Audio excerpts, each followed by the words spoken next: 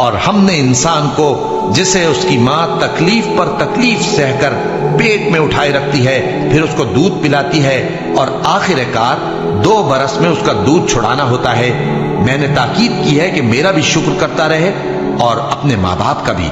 کہ تم کو میری ہی طرف لوٹ کر آنا ہے۔ اور اگر وہ دونوں تجھ پر زور ڈالیں کہ تو میرے ساتھ کسی ایسی چیز کو شریک کرے جس کا تجھے کچھ بھی علم نہیں، تو ان کا کہا نہ ماننا، ہاں دنیا کے کاموں میں ان کا اچھی طرح ساتھ دینا، اور جو شخص میری طرف رجوع لائے اس کے رستے پر چلنا، پھر تم کو میری طرف لوٹ کر آنا ہے تو جو کام تم کرتے رہے ہو سب سے تم کو آگاہ کر دوں گا۔ اور ہم نے انسان کو اس کے والدین کے ساتھ بھلائی کرنے کا حکم دیا،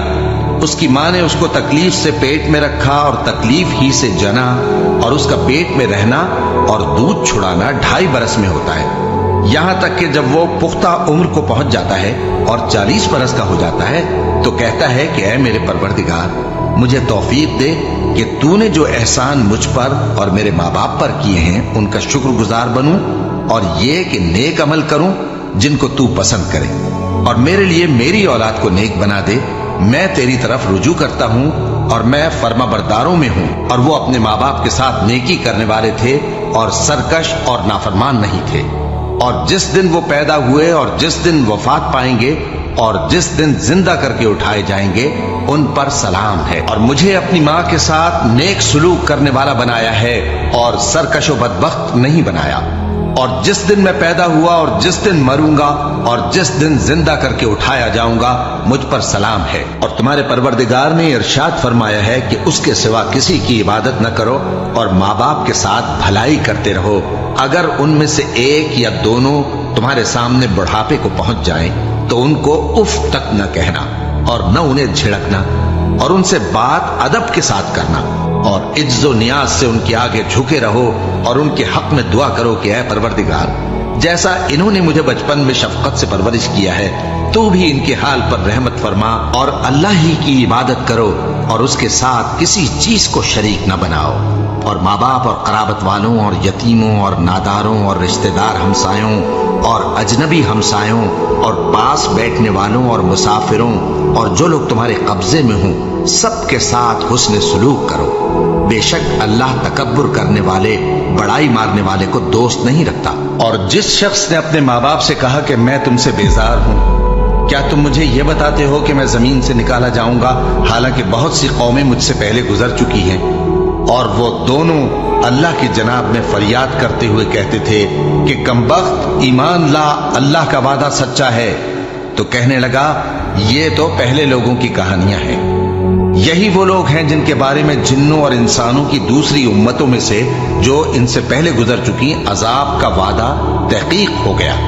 بے شک وہ نقصان اٹھانے والے تھے۔ اے میرے پروردگار، مجھ کو اور میرے ماں باپ کو اور جو ایمان لا کر میرے گھر میں آئے اس کو اور تمام ایمان والے مردوں اور ایمان والی عورتوں کو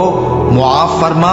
اور ظالم لوگوں کے لیے اور زیادہ تباہی بڑھا۔ اے ہمارے پروردگار، ان کو ہمیشہ رہنے کی بہشتوں میں داخل کر جن کا تو نے ان سے وعدہ کیا ہے، اور جو جو ان کے باپ دادوں اور ان کی بیویوں اور ان کی اولاد میں سے نیک ہوں ان کو بھی،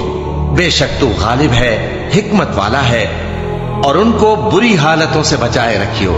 اور جس کو تو اس روز بری حالتوں سے بچا لے گا تو تو نے بے شک اس پر مہربانی فرمائی، اور یہی بڑی کامیابی ہے۔ اور ہم نے انسان کو اس کے ماں باپ کے ساتھ نیک سلوک کرنے کا حکم دیا ہے۔ اے مخاطب، اگر تیرے ماں باپ تجھے مجبور کریں کہ تو میرے ساتھ کسی کو شریک بنائے جس کی حقیقت کی تجھے واقفیت نہیں تو ان کا کہا نہ مانیو۔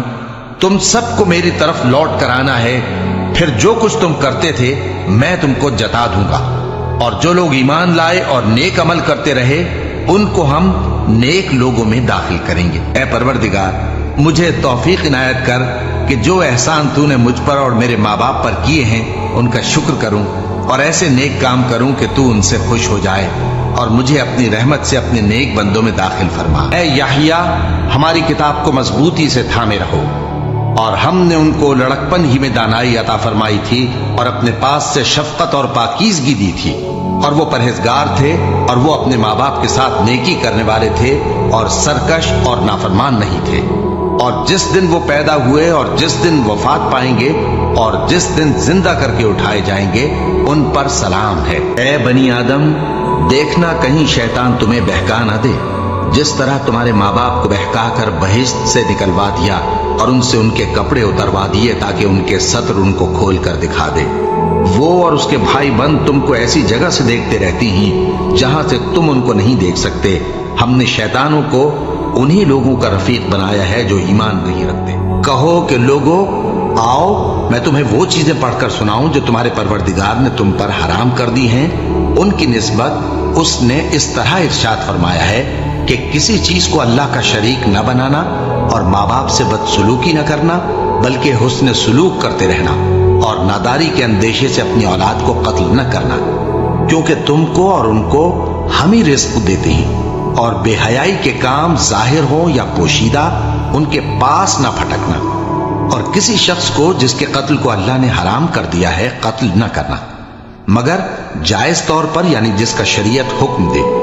ان باتوں کی وہ تمہیں تاکید کرتا ہے تاکہ تم سمجھو۔ اے ایمان والو، انصاف پر قائم رہو اور اللہ کے لیے سچی گواہی دو، خواہ یہ تمہارے اپنے خلاف یا تمہارے ماں باپ اور رشتہ داروں کے خلاف ہی ہو۔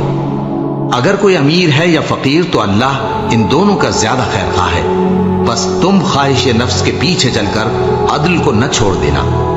اگر تم لگی لپٹی بات کہو گے یا سچائی سے پہلو دہی کرو گے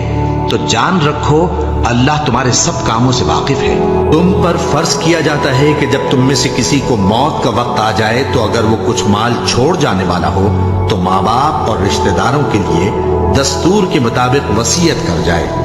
اللہ سے ڈرنے والوں پر یہ ایک حق ہے۔ اور جب ہم نے بنی اسرائیل سے عہد لیا کہ اللہ کے سوا کسی کی عبادت نہ کرنا اور ماں باپ اور رشتہ داروں اور یتیموں اور محتاجوں کے ساتھ بھلائی کرتے رہنا اور لوگوں سے اچھی باتیں کہنا اور نماز پڑھتے اور زکوٰۃ دیتے رہنا، تو چند آدمیوں کے سوا تم سب اس عہد سے منہ پھیر کر پلٹ گئے۔ اے پروردگار، مجھ کو ایسی توفیق عنایت کر کہ نماز پڑھتا رہوں اور میری اولاد کو بھی یہ توفیق بخش۔ اے پروردگار، میری دعا قبول فرما۔